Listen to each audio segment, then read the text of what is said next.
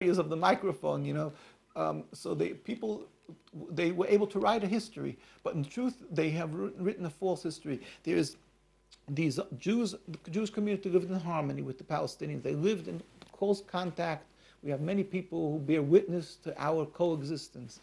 Then the Zionists came along, and some of them started buying land, and the Arabs didn't understand to differentiate between these Jews and these Jews. They thought it's one and the same. They didn't realize that these who are coming to buy land are doing so with a secret plan, an aspiration to take over land, take over the real rule of the land. And then some of what was done, it started off, they bought land, then some of it, if there was conflict, when they realized that there's a danger of losing control over the whole land, there was conflict, or maybe it started with conflict altogether at the beginning.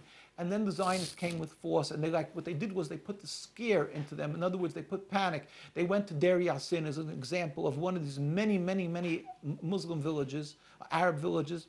They went in and they massacred basically people over there, and it was to throw fear into the hearts of other Muslim communities, Arab communities, that they just ran away out of panic, hoping to come back. And then they took over these places. So there's a very sad and a very a tragic history, a Nakba, of taking over the land and then saying, hey, it was given to us by God, and these people left the land and so much. But it's a long chain, links in the chain of destruction of the Palestinian people and vilifying them because that they're supposedly anti-Semitic and they wanted to destroy the Jews. And the truth, what it was that these people were trying to create their nationalism, and they created this tension and this strife and so forth. And then afterwards, they said that they're protecting themselves, and a lot of us, they did terrible atrocities that were never reported. And of course, then afterwards, the Arabs got angry, and of course, they came and all they reported was the Arabs are attacking us.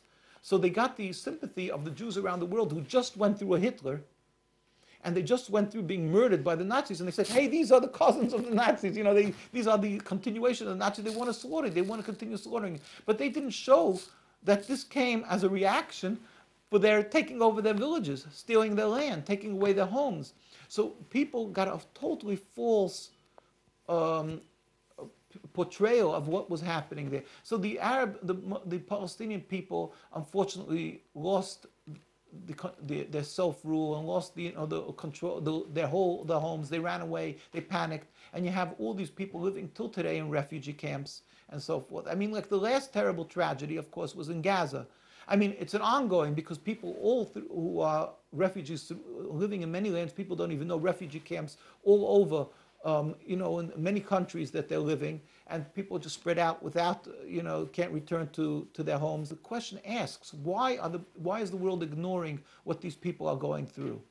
And I think, and there's many people the world is full of people with good hearts and human rights organizations, and I would say clearly that the reason is because the world understands that this is a religious conflict, and that these villains are these victims are portrayed as villains because that they're stubborn, they refuse to accept Jews.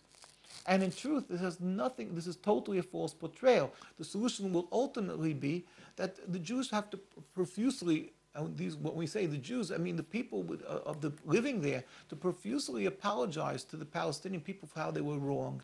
And to understand that what we have to do is, like, the world to convene, maybe through the whatever it is, they can simply to meet with the Palestinian leaders that we're looking for a solution, that this land should be returned to their rule, and that we could coexist. And sounds like maybe a dream. We all pray every day in our synagogues, and we have special prayer days for the speedy and peaceful dismantlement of the state, return, that the Palestinian people should have rule, and that we should be able to coexist with them humbly if they would give us the permission as their citizens. This is what we hope for, and with God's help, it will happen speedily in our days.